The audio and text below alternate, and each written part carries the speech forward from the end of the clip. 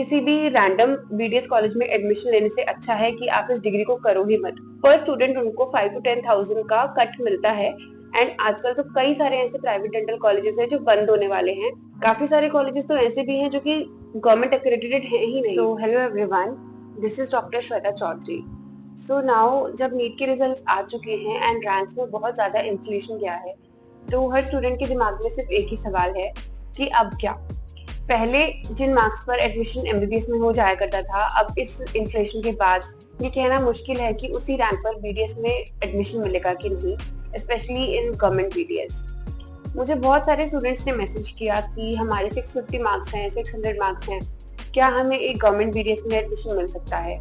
So I decided कि मैं एक सेपरेट वीडियो बनाऊं इस टॉपिक पे, जिसमें पहली बात तो we will address the topic कि क्या बीडीएस में एडमिशन लेना वर्थ इट है।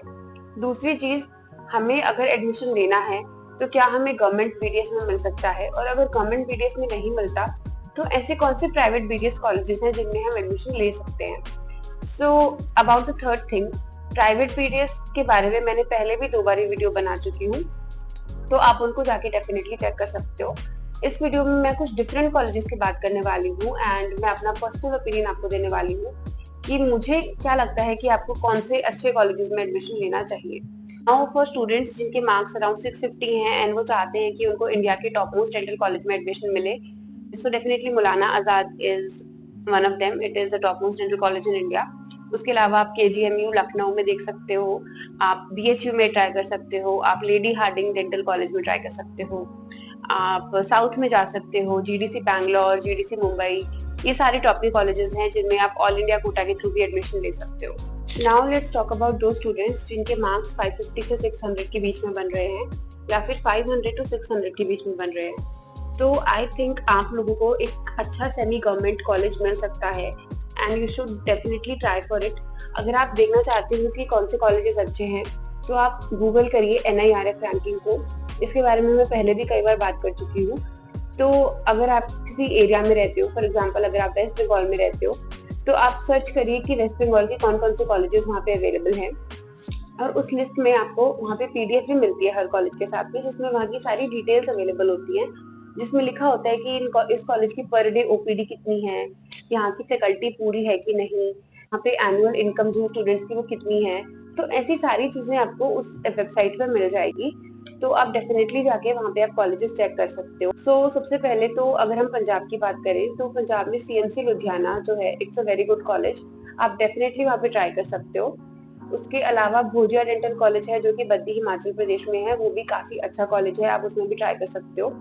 मेरी पर्सनल एडवाइस यही रहेगी कि आप नेशनल कॉलेज डेराबस्सी या फिर और जो भी प्राइवेट कॉलेजेस हैं पंजाब में वहाँ पे मत लीजिए, जैसे ज्ञान सागर हो गया और भी 1-2 कॉलेजेस हैं, तो वहाँ पे आप डेफिनेटली अवॉइड करिए, बिकॉज वहाँ पे पेशेंट्स की OPD बहुत ज्यादा कम है, इनफैक्ट लेस देन 50 है। तो आपको कोई कुछ भी बोले, लेकिन आप उन कॉलेजेस में डेफिनेटली एडमिशन मत लेना, वहाँ पे फैकल्टी भी पूरी नहीं है। तो ऐसा होता है कि जब भी वहाँ पे इंस्पेक्शन होता है तो कॉलेज वाले सारी फैकल्टी को बुला लेते हैं जस्ट टू शो कि हमारी तो फैकल्टी पूरी है, बट इन रियलिटी वहाँ पे फैकल्टी पूरी नहीं है, वहाँ पे पेशेंट इनफ्लो बहुत ही ज्यादा कम है, तो आपका जो सीखने का स्कोप है वो बिल्कुल जीरो है ऐसे कॉलेजेस में।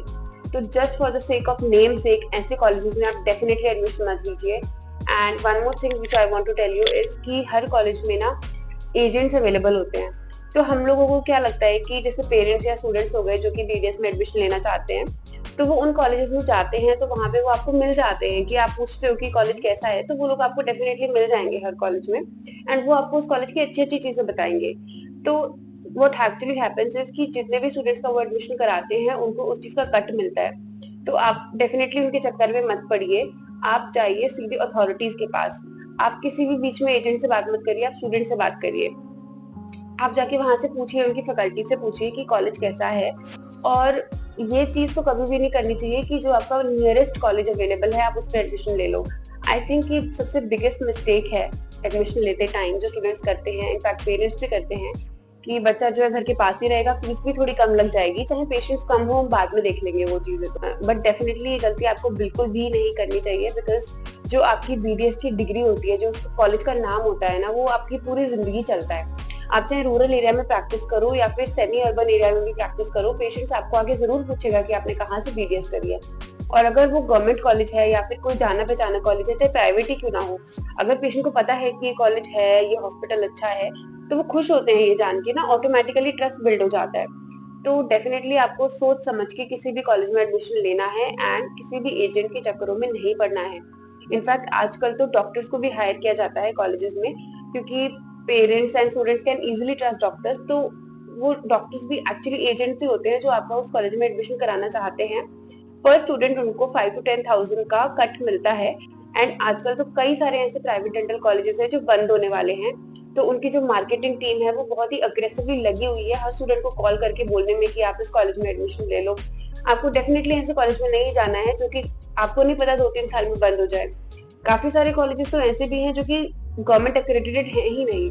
एक और बहुत इंपॉर्टेंट चीज जो मैं आपसे कहना चाहती हूँ कि अगर आप सपोज यूएसए या कनाडा या ऑस्ट्रेलिया जैसी कंट्रीज में जाना चाहते हो, तो अगर आपका जो कॉलेज है वो एक्रेडिटेड नहीं है, उसके पास लाइसेंस नहीं है, तो फिर आप जब कॉलेजेस में अप्लाई करोगे इन फॉरेन यूनिवर्सिटीज, वो आपको एक्सेप्ट भी नहीं करते हैं।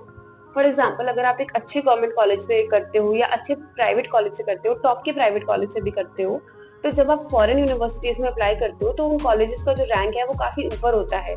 इंस्टेंटली आपको वो एक्सेप्ट कर लेते हैं आपकी एप्लीकेशन को। रिसेंटली ही मेरी फ्रेंड के साथ ऐसा हुआ था कि वो पीआर के लिए अप्लाई कर रही थी कनाडा में, एंड मेरे बाकी फ्रेंड्स भी अप्लाई कर रहे थे कनाडा में जाने के लिए, जो कि जिन्होंने प्राइवेट से भी किया हुआ है। तो उनका लिस्ट में नाम ही नहीं आया, लेकिन मेरी फ्रेंड का नाम इंस्टेंटली आ गया, बिकॉज जो उसका कॉलेज है पंजाब यूनिवर्सिटी, वो काफी ऊंची रैंक पे आता है, उसकी रेपुटेशन बहुत ज्यादा है, it's a government college. That is why the name of the college is very important and the NAAC accreditation is very important. You have to make sure that you get everything right if you are choosing a BDS college. किसी भी random BDS college में admission लेने से अच्छा है कि आप इस डिग्री को करो ही मत, बिकॉज ये डिग्री जो है ये जॉब्स के लिए बनी ही नहीं है। जो मोस्ट कॉमन सवाल होता है स्टूडेंट्स का एंड पेरेंट्स का कि इसमें जॉब्स क्या है, इसमें सैलरी क्या है, तो सबसे पहले तो मैं आपको ये चीज बताना चाहती हूँ कि चाहे आप एक एमबीबीएस डॉक्टर हो, चाहे आप एक बीडीएस डॉक्टर हो, चाहे बीएमएस डॉक्टर हो, आप लोग जॉब्स के लिए नहीं बने हो।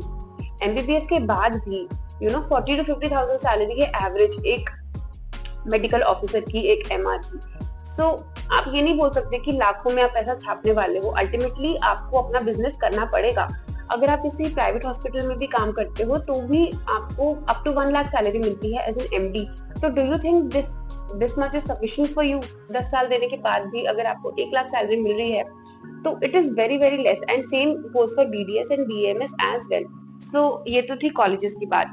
Now let's talk about the scope after BDS, कि क्या बीडीएस में एडमिशन लेना वर्थ इट है इन 2024। सो अगर आपको एक गवर्नमेंट डेंटल कॉलेज में एडमिशन मिलता है या फिर आपको एक सेमी गवर्नमेंट कॉलेज में भी एडमिशन मिलता है, तो definitely it is worth it. आप बिना सोचे समझे बीडीएस में एडमिशन ले सकते हो। दूसरी चीज, अगर आप किसी प्राइवेट में एडमिशन लेना चाहते हो तो आपको सिर्फ टॉप मोस्ट प्राइवेट कॉलेज में एडमिशन लेना है। जैसा कि मैंने पहले भी बोला, BDS degree is all about skills. I have said this multiple times and I cannot stress this enough कि आपका जो हैंड वर्क है, आपका जो स्किल सेट है, आपका जो पेशेंट वर्क है, ये सारी चीजें जो है BDS में बहुत ज्यादा इंपॉर्टेंट है। BDS में सिर्फ एक ही चीज आपको सक्सेसफुल बना सकती है और वो है आपकी स्किल्स। और अगर आप यही स्किल्स किसी प्राइवेट कॉलेज में नहीं सीख पाते हो तो आपको बाद में बहुत ज्यादा पैसा खर्च करके कोर्सेज करने पड़ेंगे, फेलोशिप्स करनी पड़ेंगी, डिप्लोमा करना पड़ेगा, बहुत ज्यादा हाथ पैर मारने पड़ेंगे। तो इन सब चीजों को अवॉइड करने के लिए इट इज रियली इंपॉर्टेंट कि अगर आप प्राइवेट कॉलेज भी चुनते हो तो आप एक ऐसा कॉलेज चुनो जिसमें आपको पेशेंस करने को मिले, जिनमें आपको बहुत सारी चीजें सिखाई जाएं, जिनकी एटलीस्ट फैकल्टी तो पूरी हो, कि आपको एटलीस्ट थ्योरी अगर पढ़ा रहे हैं तो थ्योरी भी अच्छे से पढ़ाई जाए। The best part about this degree BDS is कि आप BDS करने के इमीडिएटली बाद भी अपना क्लिनिक सेटअप कर सकते हो। वेयर एज इन MBBS आपको एक स्पेशलिटी करना बहुत ज़रूरी हो जाता है, because you are studying the entire body and it is practically impossible कि आप हेड टू टो सारी चीज़ों को याद कर सको इन अ 5 to 6 year course. And in BDS we are already specialists because we study the oral cavity and the head and neck. So this is the biggest advantage of this degree, that you can practice independently, you can set up your own clinic. There is no limit to what you can earn. And as Sandesh Mahikar sir said, a good dentist in a metro city can earn 50 to 60 lakhs per month easily. I hope you liked the video and that this video is really helpful to you in making the right career choices. If you have any further doubts or queries, you can comment down below or you can directly DM me on my Instagram also. And thank you so much for watching.